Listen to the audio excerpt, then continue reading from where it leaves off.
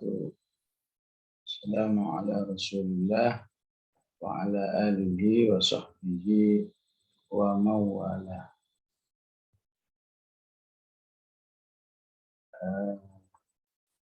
Tadi sudah dimukaddimahi walaupun tidak selesai, yaitu membaca surat Al-Mulk. Maka saya ingin mengambil inspirasi dari surat Al-Mulk ini. Ya. Tabarakalladzi biyadihil mulku wa huwa ala kulli syai'in qadir. Bagaimana ayat ini bisa menjadi bagian daripada akidah kita yang terdalam.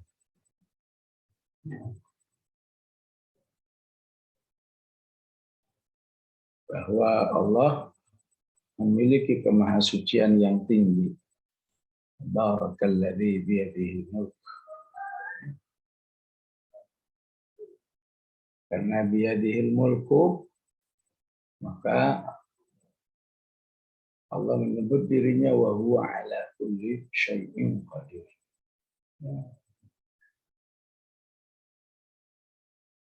Maka terkait dengan kegiatan beral-Quran, ya, saya tidak ingin menyebut menghafal, tapi lebih senang menyebut beral-Quran. Ya.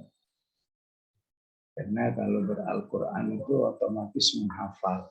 Ya. Tapi menghafal kadang-kadang masih belum otomatis. Ya. Saya ingin lebih disemangati beral-Quran. Di mana kita siap membaca, menghafal, memahami, mentadabburi, mengamalkan, mengajarkan, dan mempelajari insyaallah. Ya.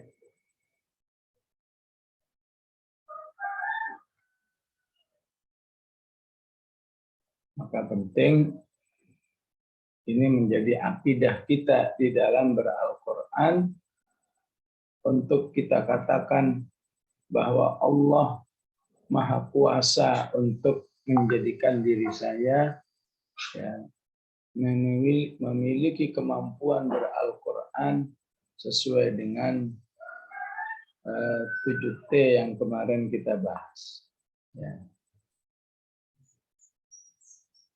Ya, tilawah, tahfidz, tafsir, tadabbur, tatbiq, taklim, dan ta'allum.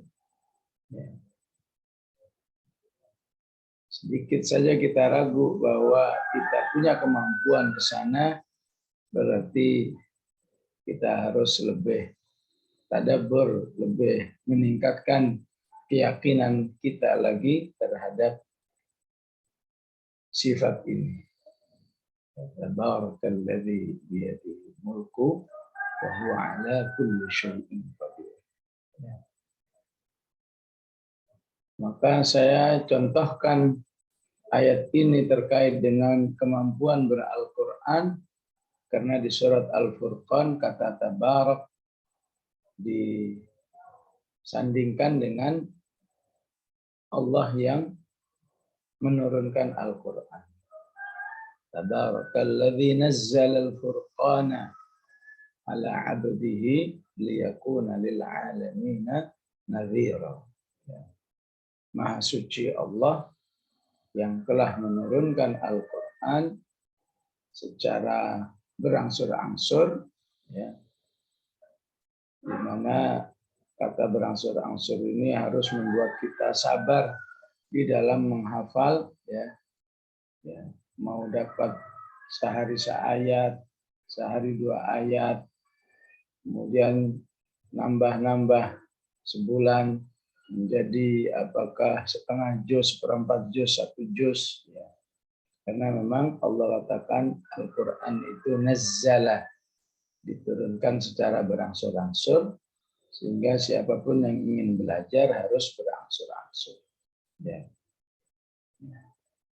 nggak usah terlalu ambisius ya. Ketika ada ajakan 30 hari hafal 30 juz. Ya kalau ada yang ngajak ya nggak usah dimasukin hati ya, ikutin aja. Tapi kalau nggak selesai nggak usah baper. Lah kok saya nggak selesai. Padahal yang selesai itu karena udah pernah menghafal. Ya. Kalau dari nol nggak bakal bisa ya. Langsung selesai 30 juz 30 hari ya. Dulu itu ramai itu di Sulawesi. Ya. Saya tanya rata-rata yang berhasil 30 hari 30 juz berapa orang? Di antara 2 sampai 4 katanya. Saya bilang pasti itu udah pernah menghafal. Seorang ibu-ibu dari Jakarta ya. Izin sama keluarganya datang ke Sulawesi sana. Pulang-pulang nggak dapat apa-apa. Ya. Ada lagi yang datang ke Riau dengan iming-iming 30 hari 30 juz cuma dapat 2 juz atau berapa. Ya. Dikira dirinya gagal. Padahal nggak ada kata gagal. Siapa yang telah mewakafkan, telah memberikan waktunya untuk Al-Quran. Yang gagal itu yang kemudian nggak mau sama Al-Quran, ngambek sama Al-Quran. Saya jauh-jauh dari Jakarta ke Sulawesi mau ikut pelatihan 30 hari 30 juz, ternyata nggak hafal. Ya udah saya nggak mau beral-Quran lagi. Itu yang gagal. Ya. Jadi tidak ada kata gagal siapa yang terus bersama Al-Quran. Ya. Walaupun kata orang dikit banget nambahnya, ya. Nggak lancar-lancar, nggak peduli. Toh itu di sisi Allah nggak menjadi penilaian kok. Ya.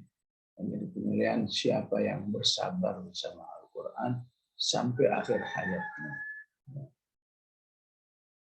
Oleh karena itu penting ujian Allah terhadap dirinya, khususnya terkait dengan Al-Quran. Tabarakalladzi nazzala al-furqana ala 'abdihi liyakuna lil 'alamin nadhira. Di Al-Mulk, tabarakalladzi biyadihi al-mulku wa huwa 'ala kulli syai'in qadir. Ya. Implementasinya adalah ya menjadi sebuah doa-doa yang selalu dipanjatkan.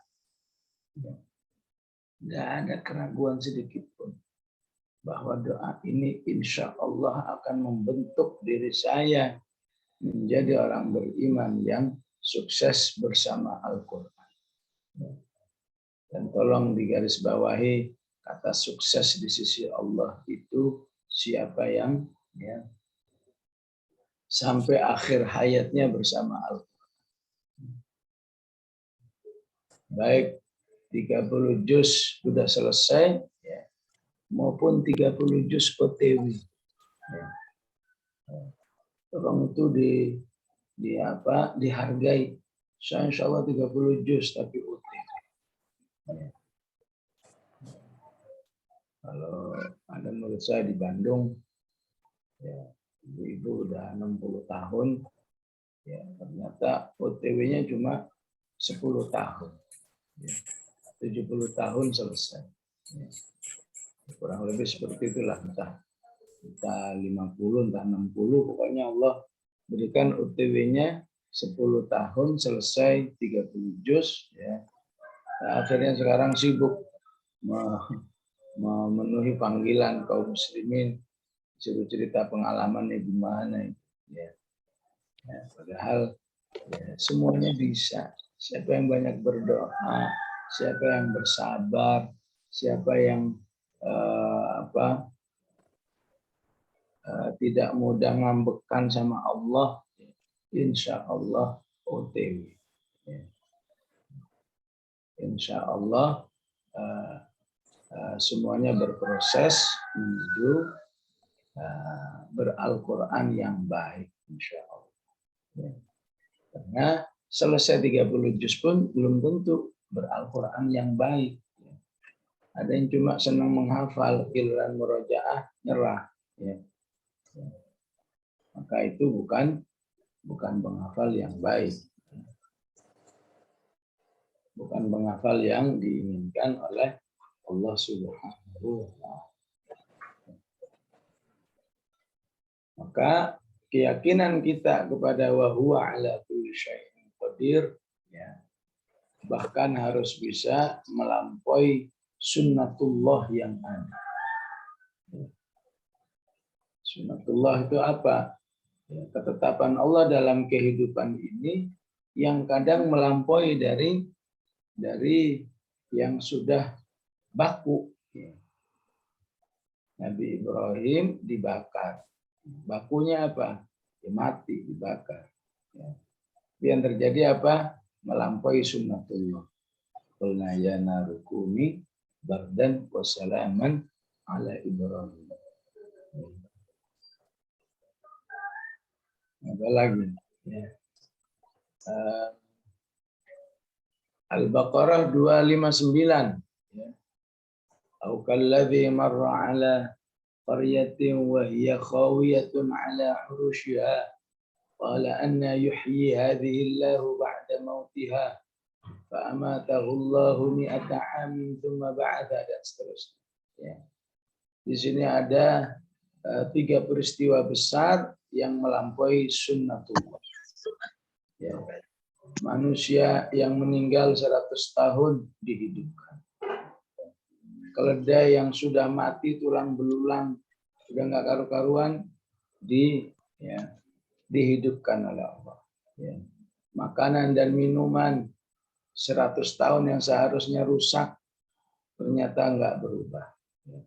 Wanzur ila ta'amika wa syarabika lam yatasanna.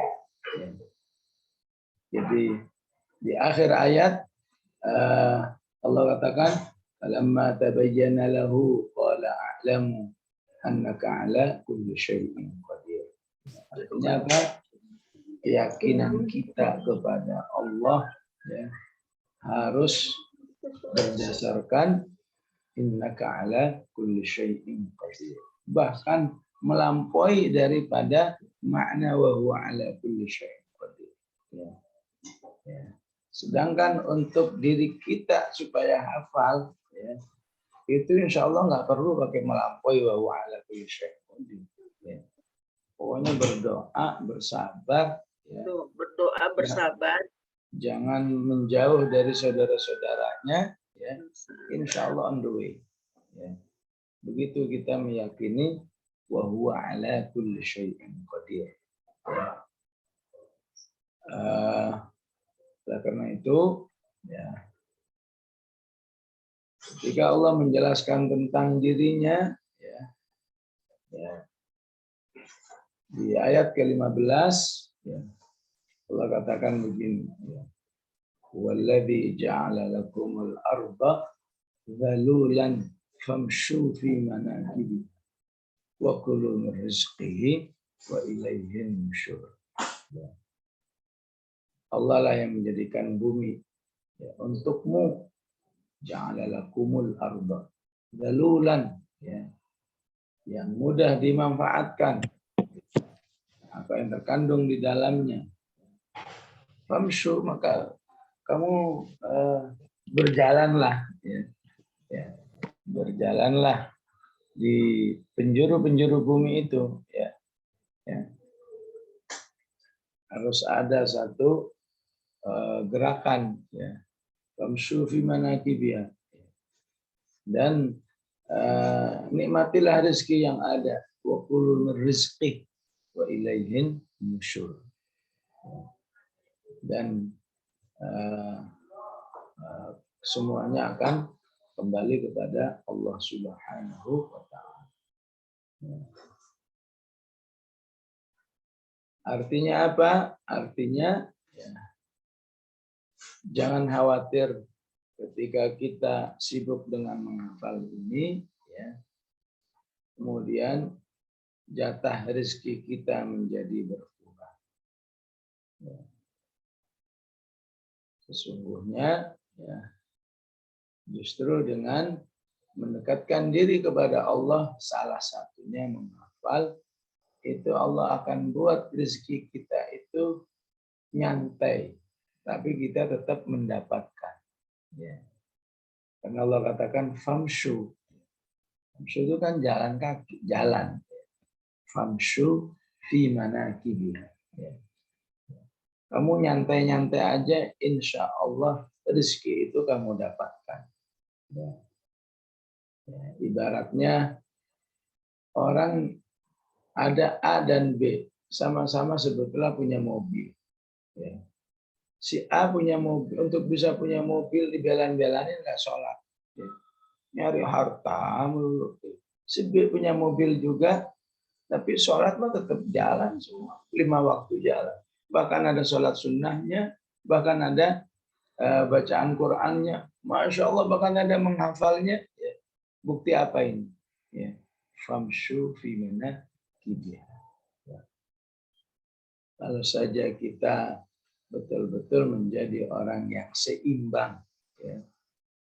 Ada saatnya, ya, ada saatnya kita apa, ya,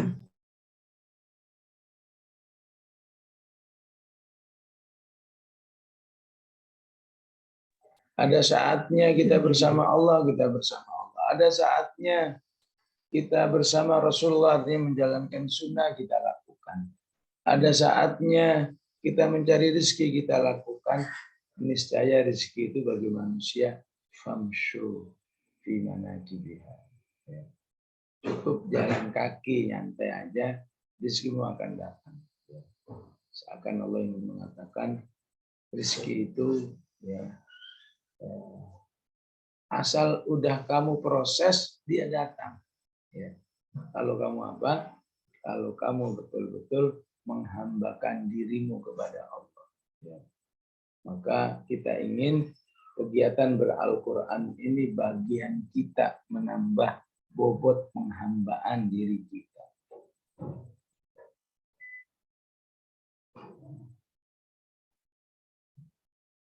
Maka di surat Al-Maidah, kalau masalah rezeki itu Allah gambarkan dengan burung gagak. Faba'atallahu ghuraban. Allah mengutus burung gagak. Mungkin ada yang bertanya, kenapa enggak burung burung merpati, apa burung elang yang gagah gitu ya? Kenapa burung gagak? Maka Allah contohkan burung gagak di surat Al-Maidah. Ya. Karena di balik burung gagak itu ada contoh jaminan rezeki Allah Subhanahu wa ta'ala. Ya. Terutama ya, terhadap anak burung gagak. Ketika khususnya pada burung gagak ketika dia masih baru menetas, ya, masih baru keluar dari telurnya itu, ya, maka Allah ingatkan bahwa di balik burung-burung gagak itu ada ibrah rizki Allah Subhanahu wa ta'ala. Bagaimana cerita burung gagak bayi itu? Ya. Sunnatullah yang terjadi bahwa saat burung gagak itu masih bayi, itu biasanya ditinggal oleh induknya. Namanya juga burung, induknya itu merasa ya, nggak mengakui ya, bahwa bayi burung gagak itu anaknya. Ya. Kenapa? Karena burung gagak kan semua warnanya hitam, tapi kalau masih bayi warnanya putih. Ya. Jadi gagak merasa ini bukan anak saya, sayanya hitam, masa anak saya putih begini. Padahal itu memang bulu-bulu yang masih baru. Nanti kalau sudah menginjak dewasa, dia akan menghitam sendiri. Ya. Dasar gagak nggak ngerti, ya, ditinggal anaknya. Kira-kira kalau sudah ditinggal apa yang terjadi? Siapa yang akan merawat? Siapa yang akan menghidupi? Nggak ada lain kecuali Allah Subhanahu wa Ta'ala. Ya. Maka informasinya, ya, ketika burung gagak itu, bayi burung gagak itu ditinggal oleh induknya, ya, maka dari badan bayi itu mengeluarkan bau busuk. Ya. Itulah cara Allah memberi rezeki kepada makhluk-makhluknya. Ya. Bahkan Allah sebut bahwa burung-burung itu juga merupakan umat. Ya. Min dabatin wala ta'irin yatiru bi janahihi illa umamun amsalukum. Ya. Jadi ketika burung ini mengeluarkan, bayi burung gagak ini mengeluarkan bau busuk, maka yang datang apa? Serangga. Ya. Dikira ada bangkai. Ya. Khususnya lalat, ya. Khususnya lalat itu bakal berdatangan. Ya. Ambilin.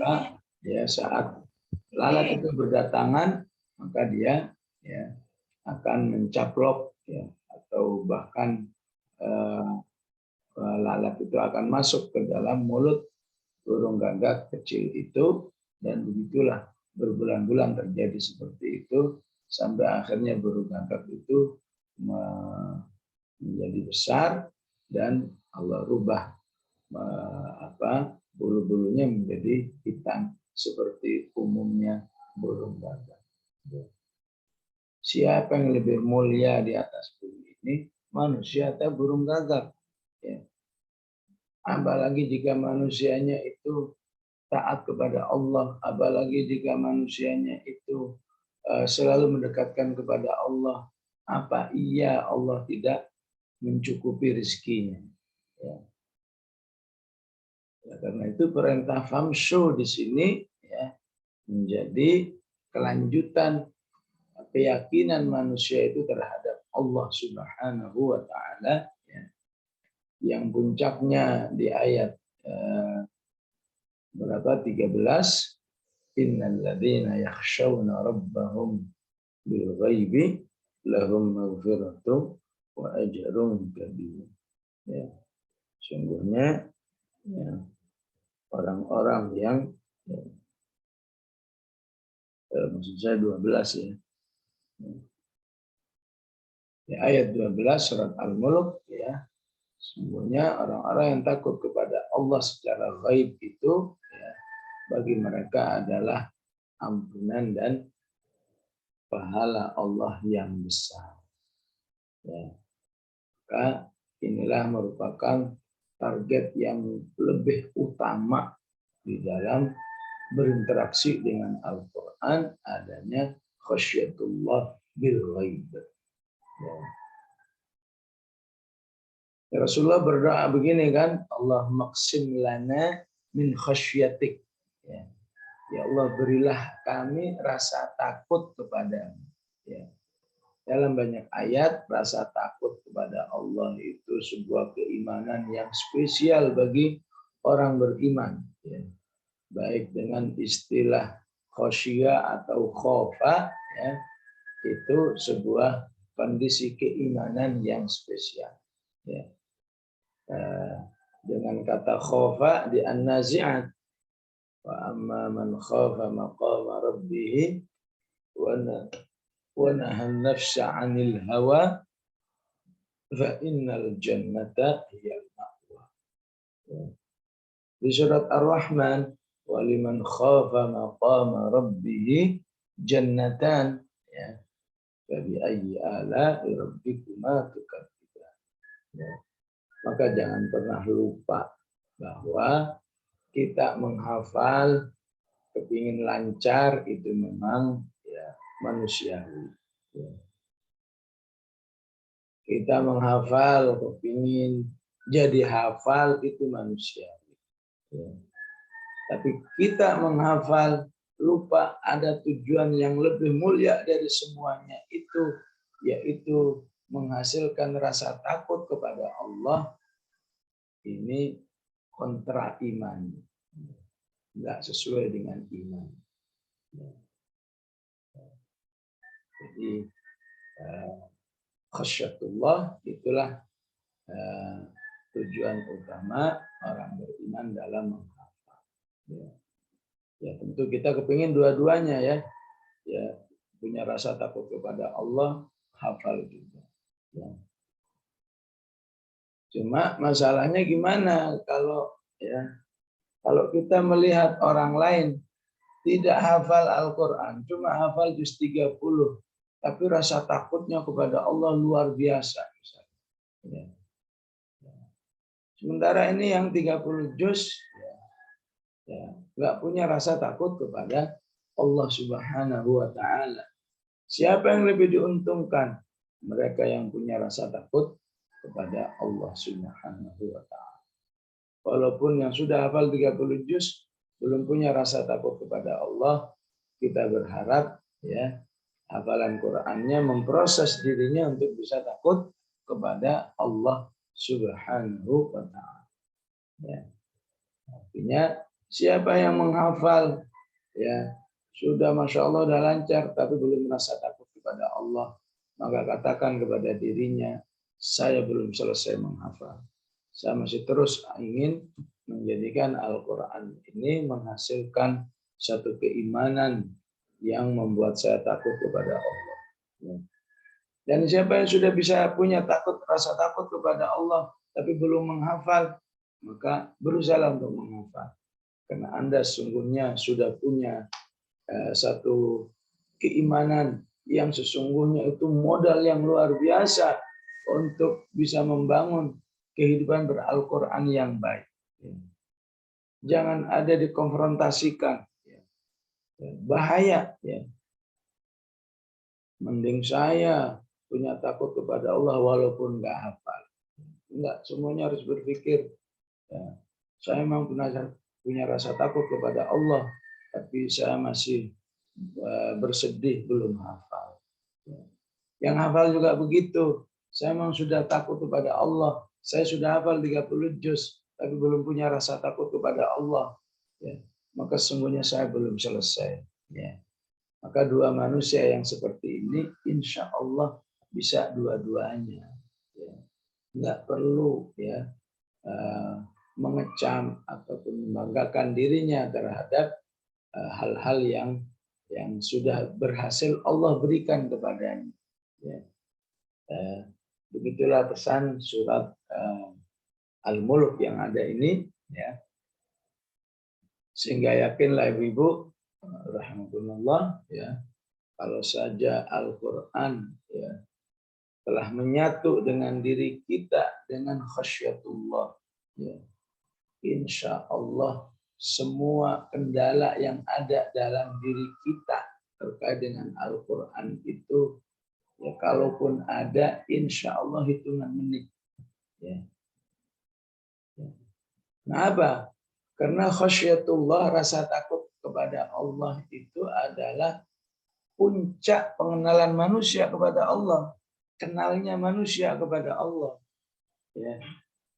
Ya namanya suami istri, pasti adalah sesi-sesi kesel, sesi-sesi marahan dan lain sebagainya. Tapi biasanya kalau memang rumah tangga itu baik, paling dalam hitungan menit, hitungan jam, setelah itu udah selesai lagi, setelah itu baik lagi, begitulah manusia dengan Allah, namanya manusia pasti dia punya rasa malas, tapi rasa malas yang dibarengi dengan rasa takut kepada Allah, insya Allah hitungan menit atau hitungan jam orang akan bangkit dari rasa malasnya. Namanya manusia ada futur, namanya manusia ada jenuh dan seterusnya. Tapi buktikanlah, yakinlah kalau dalam diri ini ada rasa takut kepada Allah, insya Allah rasa futur, rasa jenuh itu hanya berlangsung sebentar, kemudian kita akan menikmati kembali kalamullah ya sebagai Tuhan yang betul-betul kita cintai, kita dekati. Ya. Maka penting ini untuk bisa meraih ma'rifatullah dengan hasil yakhshawna rabbahu.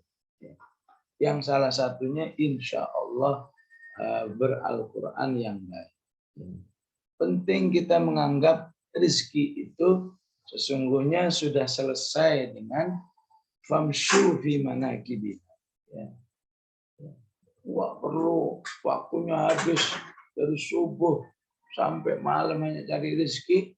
Padahal ada orang lain nggak perlu gitu-gitu amat, rezekinya juga sama dengan dirinya atau bahkan lebih banyak. Maka untuk untuk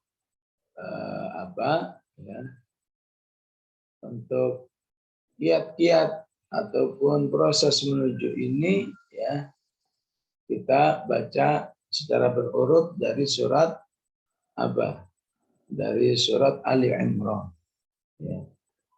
Surat Ali Imran yang bunyinya wasari'u ila maghfiratin min rabbikum. Maka bersegeralah kamu.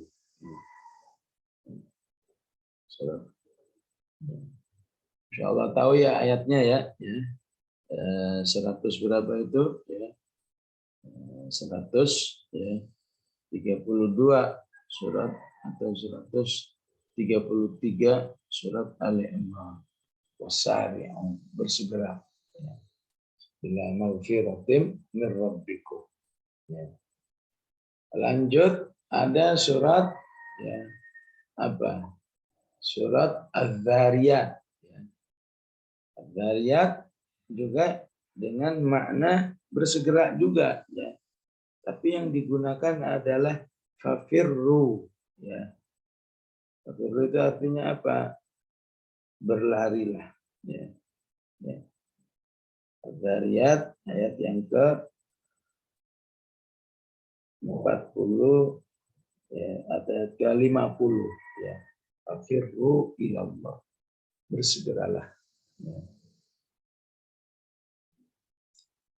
Kemudian lanjut ke surat juga maknanya serupa juga, bersegera. Surat Al-Hadid Surat Al-Hadid juga dengan mengatakan sabiqu ila maghfiratin min rabbikum. Ayat ke-21 sabiqu. Kemudian lanjut lagi ke surat Al-Jumu'ah. Artinya juga segera juga. Fas'au ila dzikrillah. Artinya bersegera juga. Maka insya Allah siapa yang rajin beral-Qur'annya berarti otomatis dia itu termasuk orang-orang yang bersegera menuju Allah Subhanahu wa ta'ala. Maka siapa yang terbiasa menghadap Allah, menuju Allah bersegera, maka insya Allah dalam mengatasi urusan dunianya cukup berjalan. Karena dia punya keyakinan untuk urusan rezekinya sekian persen sudah dihandle oleh Allah. Jadi ngapain harus berlari? Nyantai aja juga dapat. Famshu fi manakibiha. Kenapa? Karena sudah terbiasa kalau menghadap Allah segera. Enggak menunda. Kalaupun menunda jangan lama-lama. Karena dia kenal betul siapa Allah Subhanahu wa ta'ala. Jadi ada berapa Ibu? Sari'u wasari'u fafirru fas'au atau sabiqu, kemudian fas'au ila dzikrillahi wa dzarul bayi. Ya. Jadi pertanyaannya kalau artinya bersegera kenapa nggak disamain aja? Ya. Misalnya semua pakai fafirru aja, itu kan berlari. Fafirru ilallah. Inni lakum minhu nadhirum mubin. Ya. Kenapa nggak semuanya pakai sabiqu? Kenapa nggak semua pakai fas'au? Ya. Di Ali Imran pakai syari'u.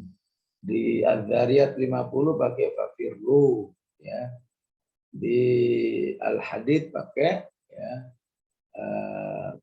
ayat 21 pakai sabiqu dan di Al-Jumu'ah pakai fas'au. Artinya segera semua.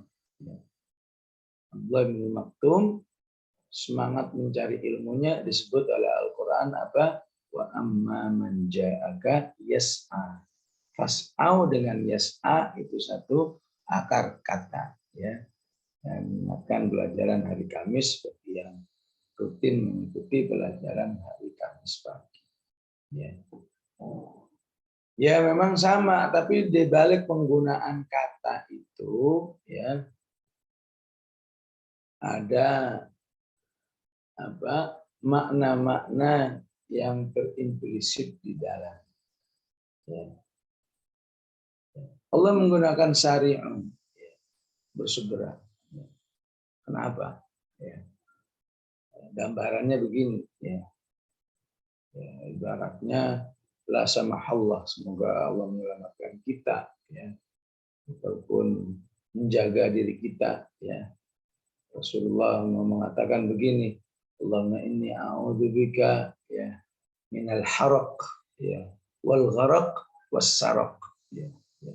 Rok-rok semua ini ya. Ya Allah lindungilah aku kami dari bencana kebakaran ya, tenggelam dan pencurian ya. Maka apa jadinya kalau misalnya ya, ada pengumuman ibu-ibu rumahnya kelihatan dari gentengnya atapnya terbakar ya. Kira-kira gimana ya. Apa iya ada ibu-ibu dikasih tahu ibu terbakar tuh di atas, ya tenang aja lah nanti saya juga kalau sudah apinya sampai di sini saya juga kabur ya. Ya. Ini kawar sekali ya. Ya. Atau masih nggak percaya mana nggak ada bau angus apa-apa. Nanti aja lah kalau udah apinya kelihatan depan saya. Nggak mungkin lah ya. Siapa yang mendapat penjata pemberitahuan, ibu segera keluar dari rumah ini, itu atapnya sudah menyala api. Pasti ibu itu lari dengan cepat meninggalkan ya tempat itu menuju mana tempat yang aman. Ya. Menuju tempat yang aman. Maka kalau ibu-ibu baca 133 ya 132-nya itu juga bercerita tentang api. Ya. Allah katakan, wahai manusia, takutlah api yang sudah disediakan untuk orang kafir. Maksudnya api itu neraka. Ya. Bahaya ini, wattaqun naral lati uiddat lil kafirin. Ya. 131 ya. Takutlah kamu kepada api yang disediakan oleh Allah ya, untuk orang-orang kafir. Jadi bagaimana mengatasi api ini? Allah katakan yang pertama taati Allah dan Rasul. Wa atii'ullaha wa rasula la'allakum turhamun. Ya. Kedua apa? Berlarilah kamu menuju ke tempat aman. Tempat aman itu apa? Ya surga. Ya. Bagaimana caranya kamu menuju tempat aman? Berlarilah mencari apa saja yang menghasilkan ampunan Allah, berarti kamu menuju surga. Wasari'u ila maghfiratin min rabbikum wa jannatin ardhas samawati wal ardh lil muttaqin. Ya. Maka inilah semangat dalam menghafal Quran ya, agar menjadi bukti bahwa kita sedang merasa takut dengan adab Allah sehingga kita melakukan ketaatan-ketaatan kepada Allah dan Rasul-Nya, mencari ampunan, dan bersama Al-Quran, insya Allah menjanjikan semuanya itu. Ya, oleh karena itu harus wasari'u. Ya, kata wasari'u itu berarti ya, esensinya semangat. Ya, bukan juga harus 30 juz selesai setahun, kan juga. Ya. Yang penting semangat. Ya. Tidak mudah loyo untuk Al-Quran. Fafirru, ya. Fafirru berlari. Ya. Ke apa makna yang terkandung di balik surat Az-Zariyat, fafirru. Ya. Ya. Hampir sama, ya. Ya. Ya. Ada hadis yang mengatakan begini, firru minal judam. Ya. Larilah kamu dari penyakit lepra. Ya. Artinya apa? Menghindar. Ya. Fafirru minal judam. Ya. Jadi fafirru itu biasanya ya, digunakan untuk lari, menghindarkan diri dari yang bahaya. Ya. Atau dari sesuatu yang ditakuti. Ya. Maka Allah ingin katakan, siapa yang takut kepada Allah, siapa yang punya rasa takut kepada Allah, pasti dia juga akan lari. Ya. Tapi bukan lari dari Allah, tapi lari menuju Allah Subhanahu wa Ta'ala. Ya. Jadi manusia disuruh lari karena Allah tahu bahwa orang ini pasti takut kepada saya. Ya. Tapi bedanya kalau lari dari makhluk menghindar, lari kepada Allah mendekat. Ya. Maka ayat selanjutnya bukti bahwa kamu mau berlari ketika kamu meyakini aku ini adalah ya, bahwa Rasulullah Shallallahu Alaihi Wasallam itu betul-betul pemberi peringatan. Firru ilallah inni lakum nadhirum mubin. Baik, kemudian Al-Hadid 21. Mengapa Allah katakan sabiqu? Sama-sama bermakna segera. Ayat ini Ibu kalau Ibu baca dari awal ayatnya bercerita tentang apa? Tentang kehidupan dunia. Namanya dunia itu bangga-banggaan. Ya, innamal hayatud dunya la'ibun wa lahwun wa zinatun wa tafakhurun bainakum. Ya. Ciri khas manusia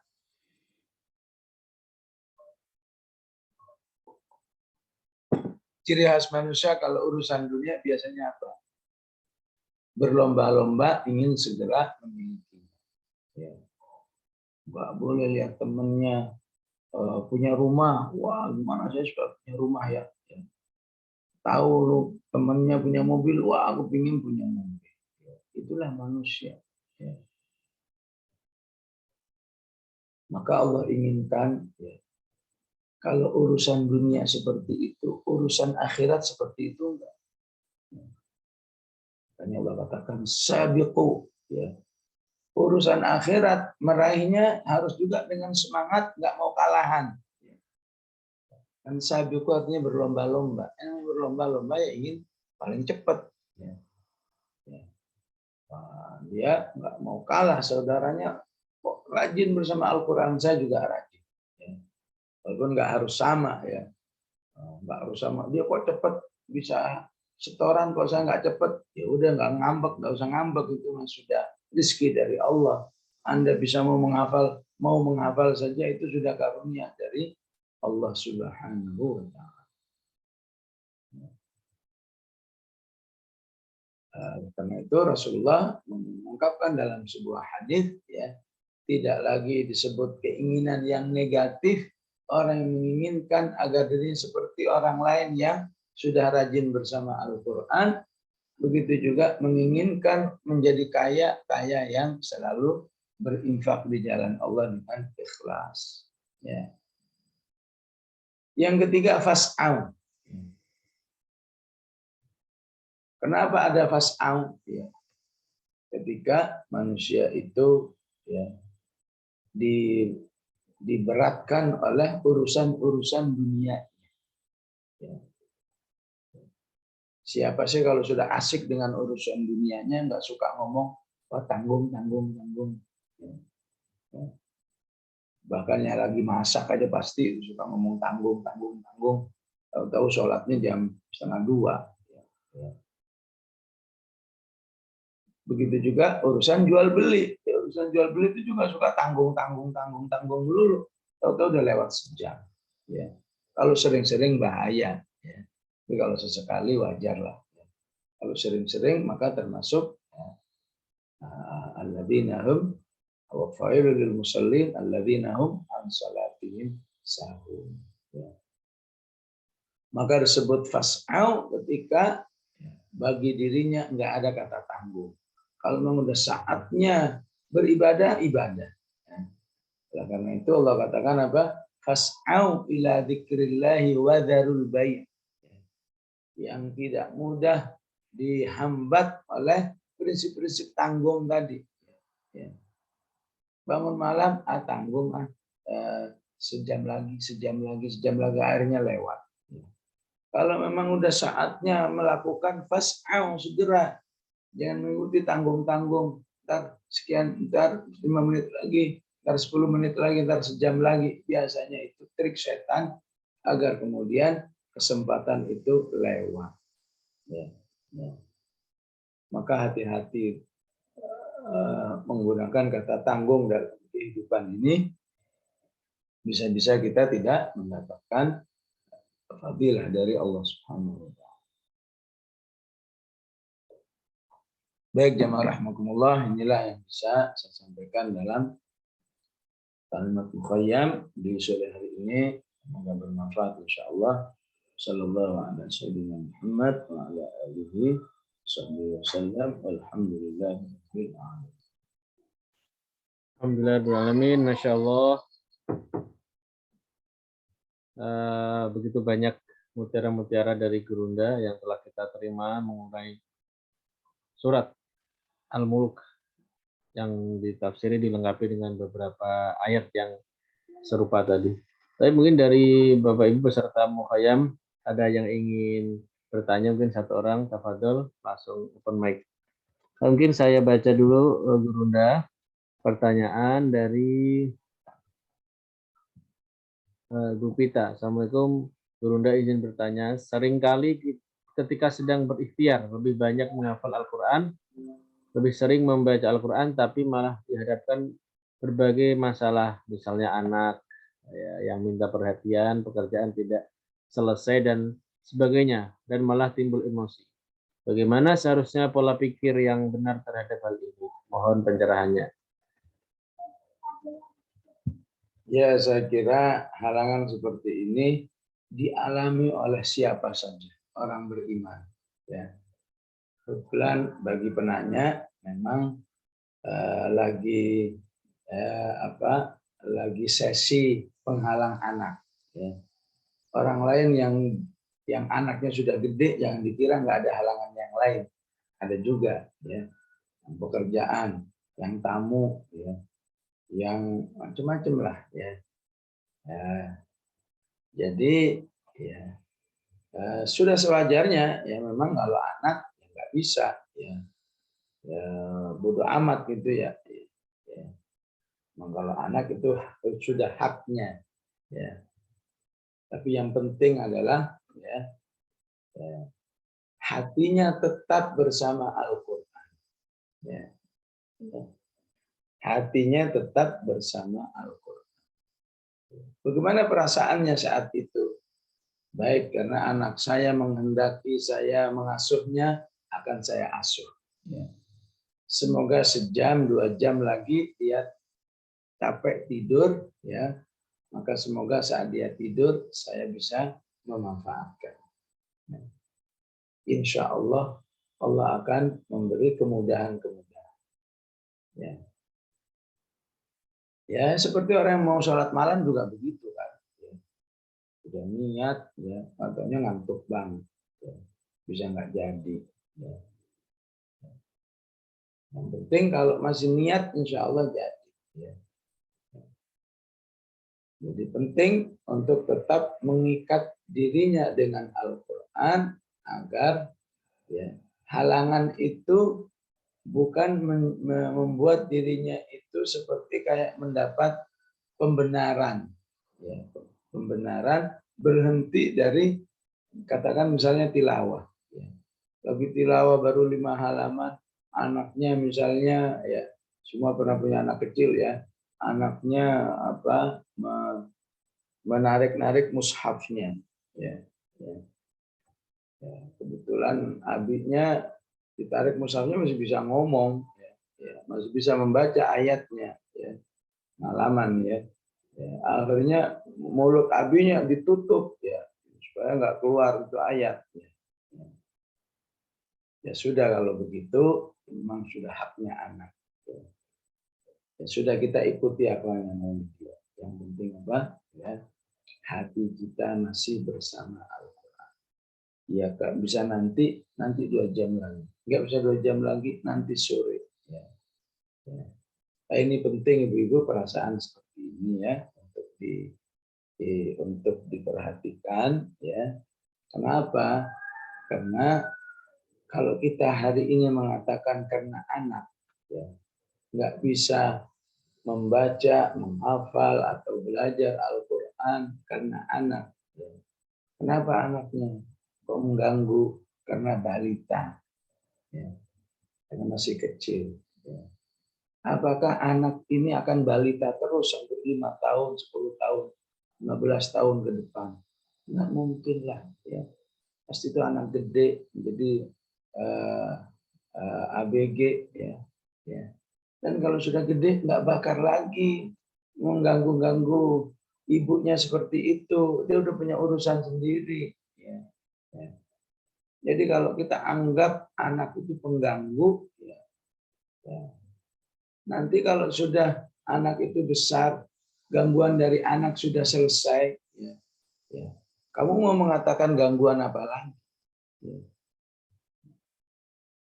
Maka ketika kita menganggap anak itu gangguan yang sudah mematikan, kita akan terbiasa selalu membenarkan setiap ada hambatan.